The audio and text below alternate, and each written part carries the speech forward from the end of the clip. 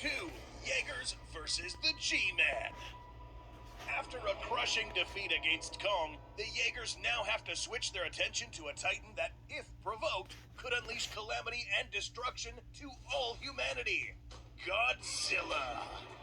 Now, picking a fight with a massive 390-foot-tall kaiju with atomic weapons will be no easy task, especially since this kaiju is a whopping 99,000 tons, more than 13 times the weight of a single Jaeger, assuming Jaegers were actually that heavy.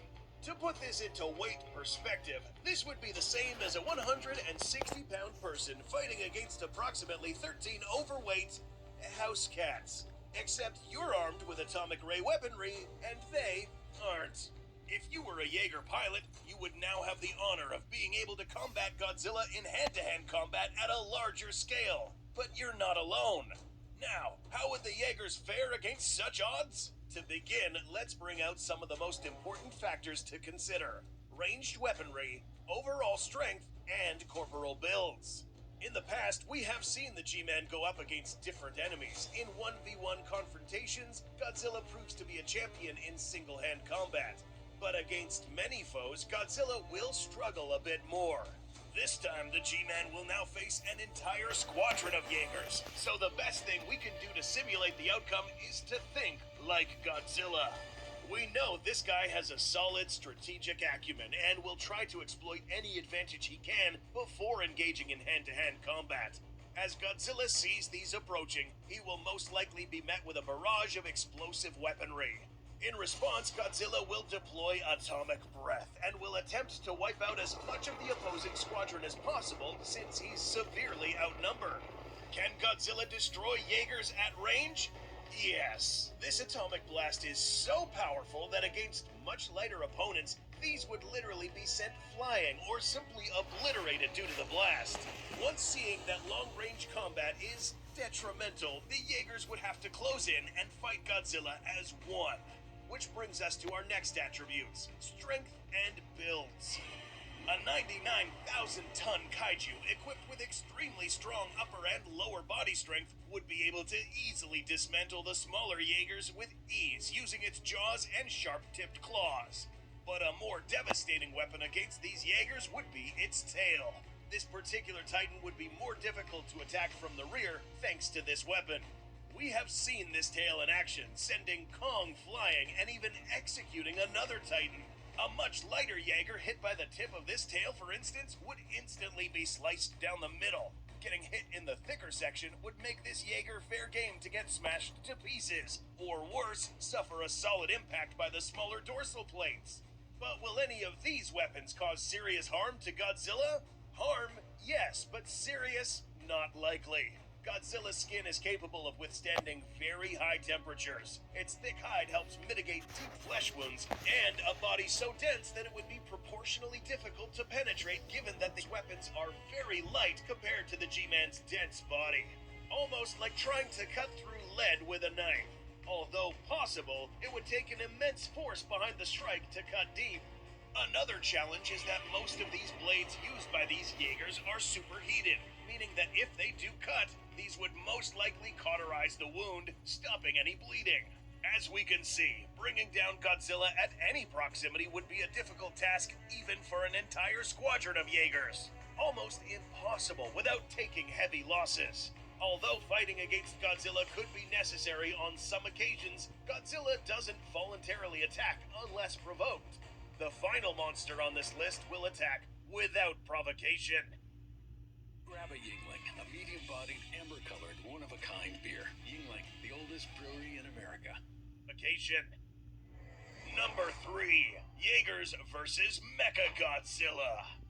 We left this one till the end because this confrontation is interesting in different aspects. In many ways, both Jaegers and Mechagodzilla are very similar, both being controlled by a pilot or pilots via neural handshake, or in Mechagodzilla's case, psionic link.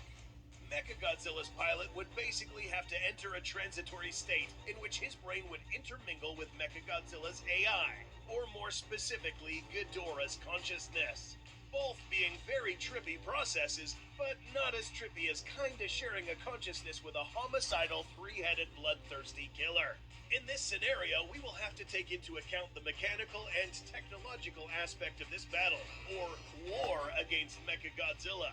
The factors to watch out for are ranged weaponry, melee weapons, and psionic infrastructure.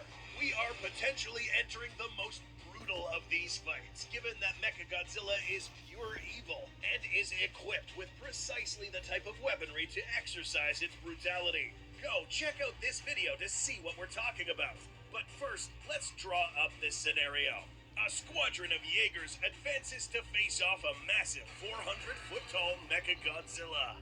This titan almost doubles the height of the smaller members of this squadron, equipped with buzzsaw hands, industrial grinder jaws, spinning titanium blade tail, and a lethal proton scream. This battle will be nothing short of devastating. If you didn't know, Mechagodzilla's AI is built to resemble the G-Man's own thought processes, meaning that this standoff would probably resemble the one against Godzilla, with the mech figuring out that it would be better off by killing a good chunk of this squadron at a distance. This gets all the more interesting once this guy gets up and personal with the Jaegers.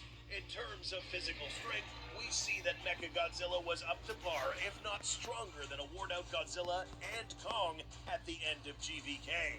Its supercharged punch was enough to send Godzilla through skylines, and its tail impact enough to smack Kong to the ground. Jaegers?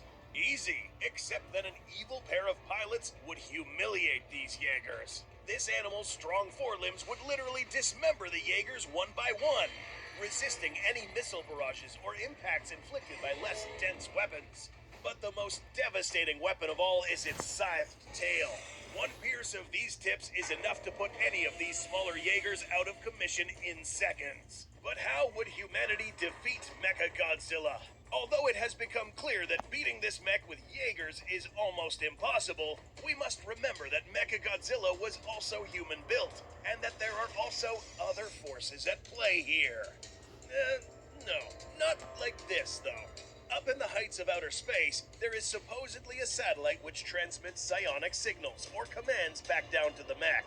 This network allows the pilot and Ghidorah to control the mech remotely without them having to be housed inside the mech itself, meaning that a well-targeted missile strike to any of these two locations would cause necessary disruptions for this thing to lose contact, lag, or even shut the whole thing down.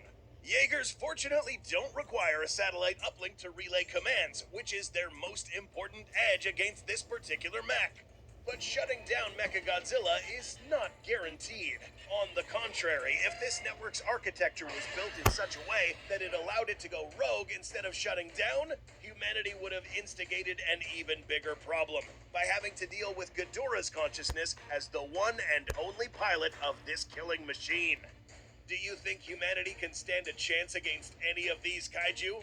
How do you think Jaegers would fare against some non-alpha titans in the Monsterverse? Hit that subscribe button and follow us for more content on your favorite monsters, kaiju, and more.